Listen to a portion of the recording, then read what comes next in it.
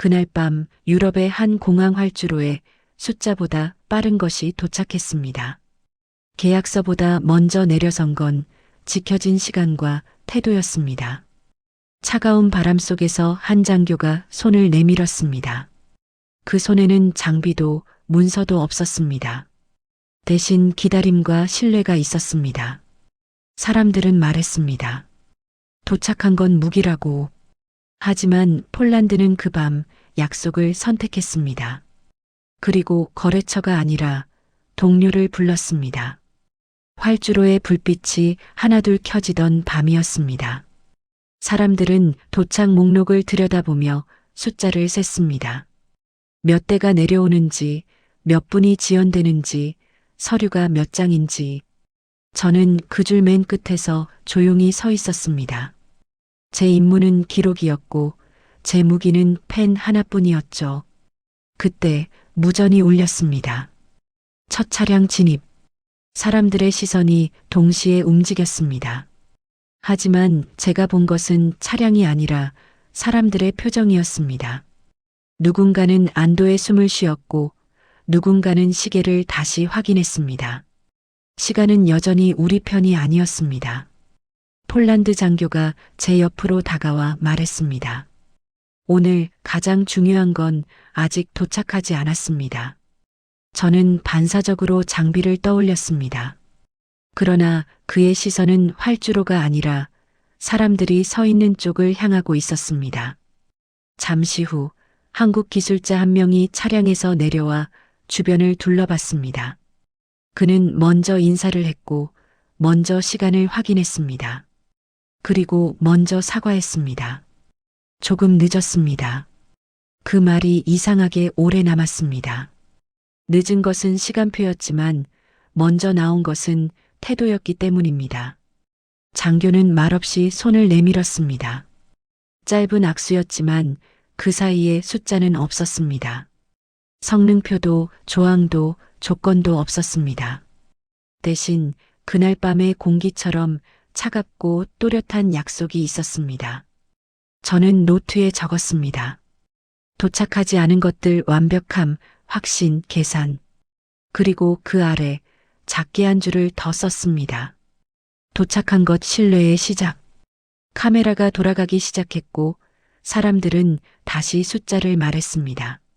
하지만 저는 알았습니다. 이 밤의 이야기는 장비로 시작하지 않을 것이라는 걸. 회의실의 시계는 초침 소리까지 들릴 만큼 조용했습니다. 성능표가 스크린에 띄워졌고 숫자들이 줄을 섰습니다. 속도, 내구, 납기, 비용.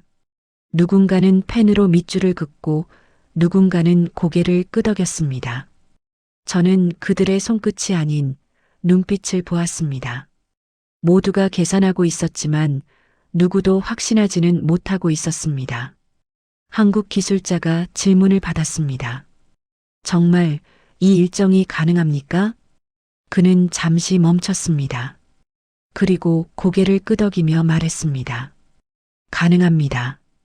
다만 지키겠습니다. 그 표현이 낯설었습니다. 보통은 보장이라고 말합니다. 그는 지킨다고 말했습니다.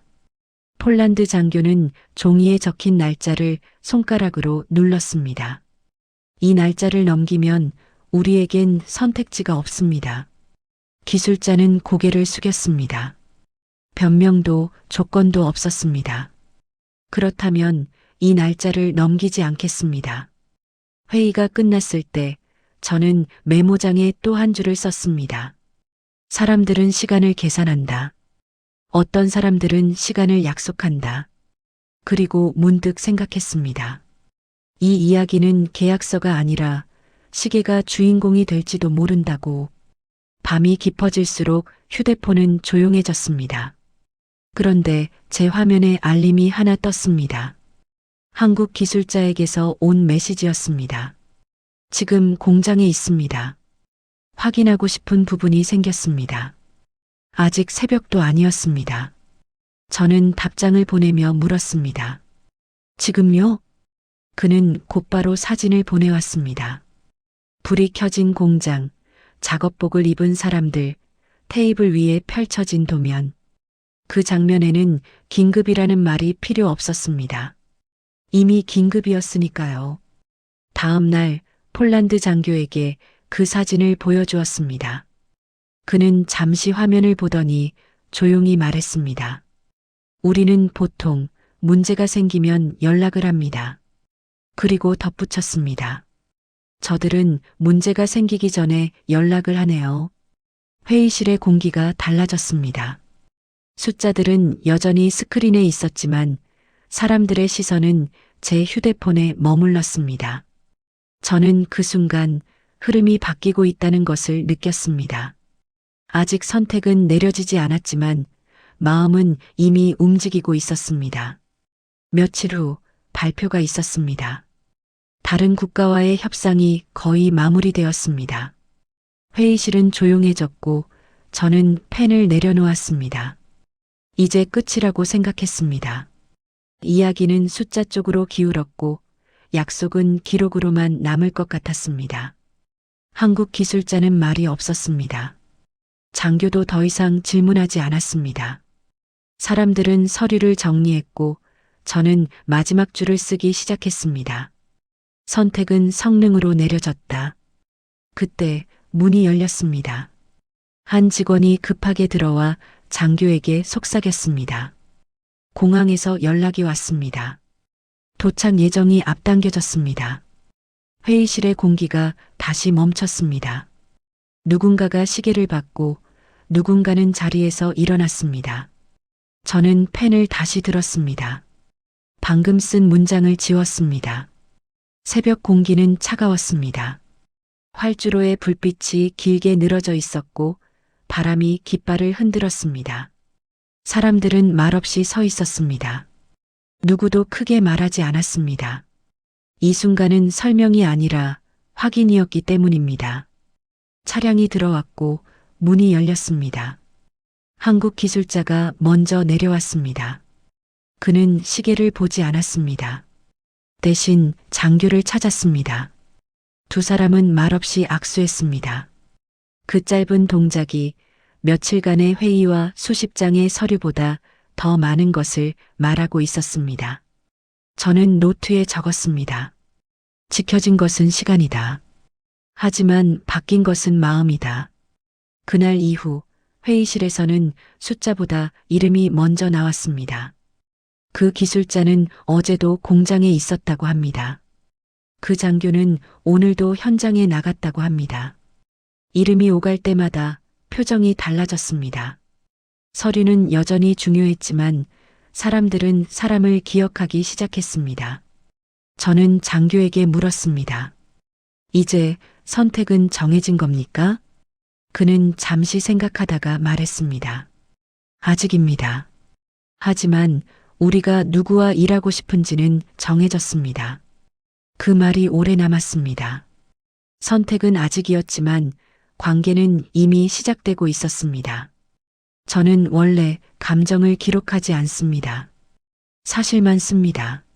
날짜, 수치, 결과. 그런데 그날 밤 노트를 덮으며 손이 잠시 멈췄습니다. 이 이야기는 수치로 끝나지 않을 것 같았습니다. 이름과 얼굴, 손짓과 시선이 남을 것 같았습니다. 저는 마지막 페이지에 이렇게 썼습니다. 우리는 종종 가장 중요한 것을 표에 넣지 못한다. 그리고 그 아래 작은 글씨로 덧붙였습니다.